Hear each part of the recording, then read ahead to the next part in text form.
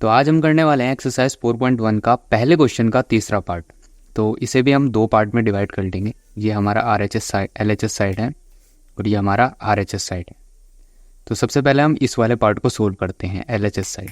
पहली चीज़ यहाँ पे सबसे पहले हम क्या करेंगे, x-2 x+1 को सोल्व। अब इसमें करना क्या है, जो हमारा पहला नंबर है इसकी मल्टीप्लाई हम इस पूरे के साथ करने वाले हैं। तो इसके लिए हम लिखेंगे x इन ब्रैकेट x+1 -2 यहाँ पे लिखेंगे और x+1। तो यहाँ पे हमने x की मल्टीप्लाई कर दी है x+1 के साथ और -2 की मल्टीप्लाई कर दी है x+1 के साथ। अब मल्टीप्लाई कैसे करेंगे, x की x के साथ इंटू करेंगे तो x² आ जाएगा, 1 के साथ करेंगे तो x वैसा का वैसा ही आ जाएगा। -2 की x के साथ करेंगे तो -2x हो गया और -2 की +1 के साथ इंटू करेंगे तो यहाँ पर -2 निकल के आएगा। तो ये हमारी पूरी की पूरी इक्वेशन यहाँ पे बन जाएगी। अब यहाँ पे -2x है और प्लस का x है, जिसके सामने कुछ नहीं होता उसके सामने 1 होता है। तो 2 में से 1 गया तो 1 बचा। अब क्योंकि 2 माइनस का है और ये बड़ा है 1 से, तो यहाँ पे माइनस का साइन आएगा और ये x लग जाएगा और -2। तो पूरी इक्वेशन ऐसे बनेगी, x² माइनस का x -2। ये हमारी पूरी की पूरी एक्चुअल इक्वेशन निकल के आएगी। अब हम RHS साइड को सोल्व करेंगे। RHS साइड को सोल्व करने के लिए हमें कुछ नहीं करना है, सेम यही मेथड का यूज़ करने वाले हैं। x-1 x+3। अब इस x की मल्टीप्लाई करेंगे इसके साथ, तो x in bracket x+3 -1 x+3। अब इसकी मल्टीप्लाई इसके साथ करेंगे x की x के साथ, तो x² + 3x -x प्लस यहाँ पे क्या होगा, प्लस माइनस माइनस हो जाएगा, सॉरी यहाँ पे प्लस नहीं आएगा, यहाँ पे माइनस आएगा और मल्टीप्लाई करेंगे तो -3 बन के आएगा। तो ये हुआ x²।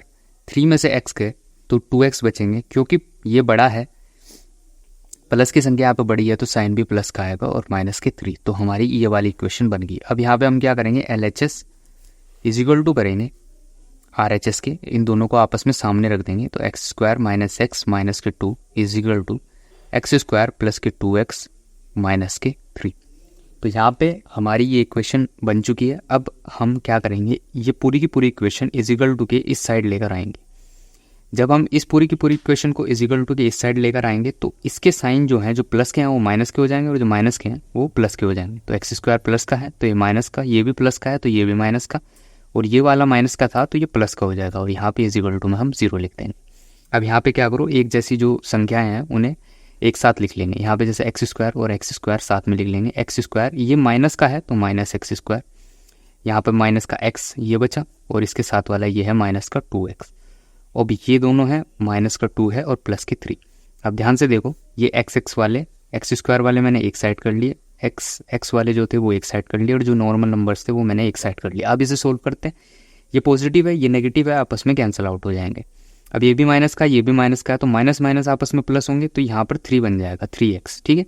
और माइनस माइनस प्लस होंगे पर इसमें साइन हमेशा माइनस का ही आएगा, ठीक है। जब हम जोड़ते हैं तो जो बड़ी संख्या होती है उसका साइन हम ले लेते हैं। तो यहाँ पे -2x बड़ा है तो इसलिए यहाँ पर माइनस का साइन आ गया। अब ये -2 में से +3, इन दोनों को सोल्व करेंगे तो यहाँ पर +1 आएगा और = 0। तो हमारी पूरी की पूरी इक्वेशन ये बन के आई।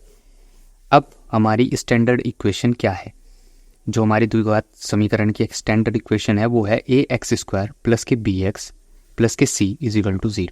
अब इस स्टैंडर्ड इक्वेशन को हम इसके साथ कंपेयर करेंगे, इस वाले को इसके साथ। तो यहाँ पे ध्यान से देखो, यहाँ पे x² के साथ कोई भी अगर तुम कंपेयर करोगे तो यहाँ पे x के साथ जैसे bx है तो यहाँ पे -3x है, तो यहाँ पर b की वैल्यू तो हमें पता चल गई कि -3 है और c की वैल्यू हमें पता ही है कि 1 आ गई।